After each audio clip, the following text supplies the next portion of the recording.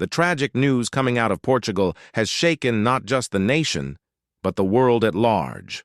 At least 17 people have lost their lives in a catastrophic funicular crash, and dozens more have been injured, leaving families devastated and communities searching for answers.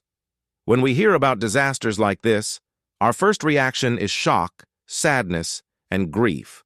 But as we take a closer look, it is important to understand what really happened, why it happened, and how such tragedies remind us of our shared humanity. For many viewers who may not be familiar, a funicular is a type of cable railway system designed to move passengers up and down steep hills. It is commonly used in areas with high gradients where normal trains or buses cannot function safely. Portugal, being a country of hilly cities and coastal terrain, has long used funicular systems as both tourist attractions and essential modes of transport. These railways rely on counterbalanced cars connected by strong steel cables running on fixed tracks. When properly maintained, funiculars are generally safe and reliable. But as with any mechanical system, if something fails at the wrong time, the consequences can be deadly.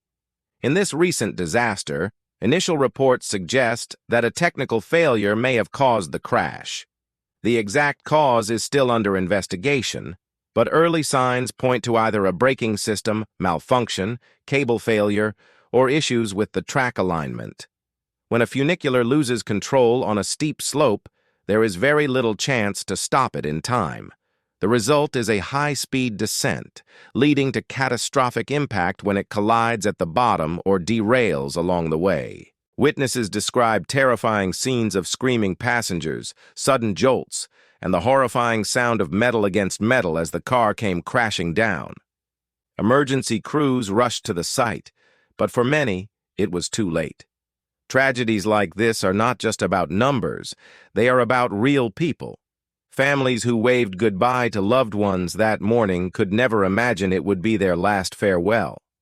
Tourists who boarded the funicular with excitement ended up facing unimaginable fear. Survivors are left with injuries, trauma, and memories that will haunt them for years. These losses are felt deeply not only by the Portuguese nation, but by humanity as a whole. Muslims around the world, in particular, are reminded of the teachings of mercy, compassion, and prayers for those in difficulty. In Islam, life is sacred, and any loss of life is a cause for mourning. It is a reminder for Muslims to extend dua, or supplications, for the departed and to support the grieving families regardless of their faith or nationality. When disasters strike, questions always arise about safety standards. Could this tragedy have been prevented?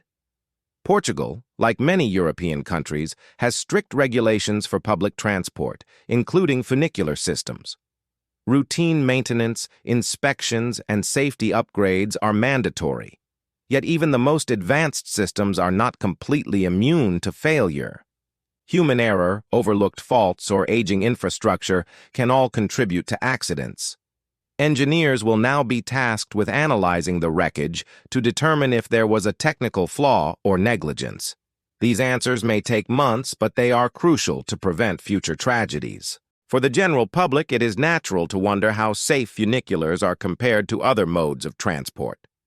Statistically, funicular railways are among the safer systems because they operate on fixed tracks and use specialized braking systems. Unlike buses or cars, they do not share roads with other vehicles, reducing the chance of collisions.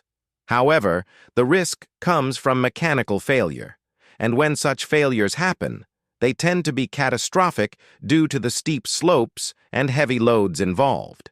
That is why constant vigilance is needed. Safety in engineering is never absolute. It is about minimizing risk through careful planning, monitoring, and upgrading systems before disasters occur. Looking at the human response, the bravery of Portugal's emergency services deserves recognition. Firefighters, paramedics, and police rushed immediately to rescue survivors, pull bodies from the wreckage, and comfort the injured. Local hospitals quickly activated emergency protocols to handle the sudden influx of patients. Communities opened their doors to provide shelter, food, and psychological support to victims' families. In times of such despair, it is often the unity of ordinary people that shines the brightest. Globally, the Muslim community, along with people of all faiths, have expressed condolences. One of the most beautiful aspects of Islam is the emphasis on humanity beyond borders. The Quran reminds us that all human beings are part of one family, created by the same Lord. When a tragedy strikes in any part of the world, Muslims are encouraged to pray not just for their own people, but for all who suffer. This spirit of compassion is what keeps hope alive in the face of devastation. Muslim charities and humanitarian organizations are also known for stepping in during disasters, offering support regardless of nationality or religion. This reflects a universal principle of mercy that is much needed in today's fractured world.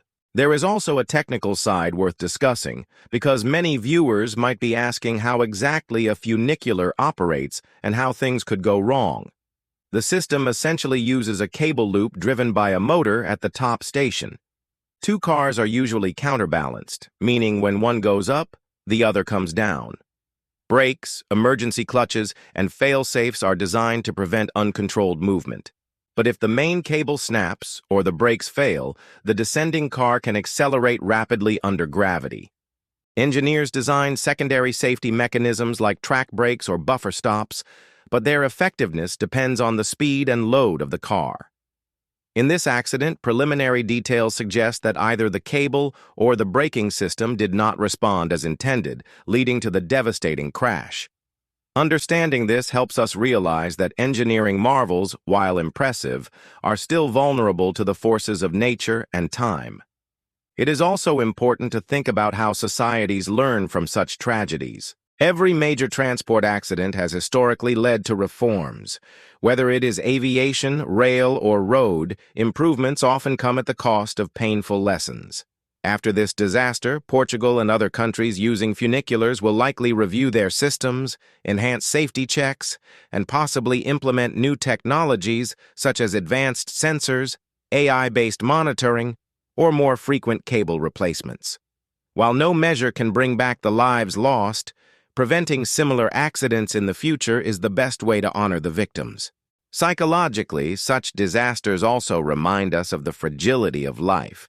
Passengers that day boarded the funicular with everyday thoughts, going to work, sightseeing, meeting friends. In a matter of moments, everything changed. Islam teaches that death can come at any time, and that is why Muslims are encouraged to live with awareness, gratitude, and readiness. Tragedies are not meant to instill fear, but to awaken a sense of responsibility and humility. When we hear about accidents like this, it should motivate us to show more kindness, reconcile with those we may have disputes with, and strengthen our connection with the Creator. This incident also reveals the role of media in shaping our understanding. Headlines focus on the number of dead, but behind those numbers are human stories. A mother who never returned home, a child who lost a parent, tourists whose holiday turned into tragedy. Balanced reporting should remind us of these realities instead of reducing victims to statistics. Media should also highlight the resilience of survivors, the dedication of first responders, and the solidarity of communities. For Muslims, such balanced narratives matter because Islam calls for justice and fairness, not sensationalism or exploitation of tragedy. Highlighting compassion, accountability, and respect for the deceased is in line with Islamic ethics. At the same time, it is important to avoid blame games until investigations are complete. Accusations without proof only deepen wounds. True justice is served when facts are uncovered, lessons are learned, and reforms are implemented. In the days to come, funerals will be held, prayers will be offered, and investigations will continue. For the grieving families, life will never be the same. As viewers, we may feel distant, but empathy connects us. When Muslims hear of such tragedies, it is encouraged to make dua for the deceased, even if they are not Muslim, because mercy knows no boundaries. At the same time, supporting safety reforms, raising awareness about transport security, and holding authorities accountable are practical ways to ensure that tragedies like this are not repeated.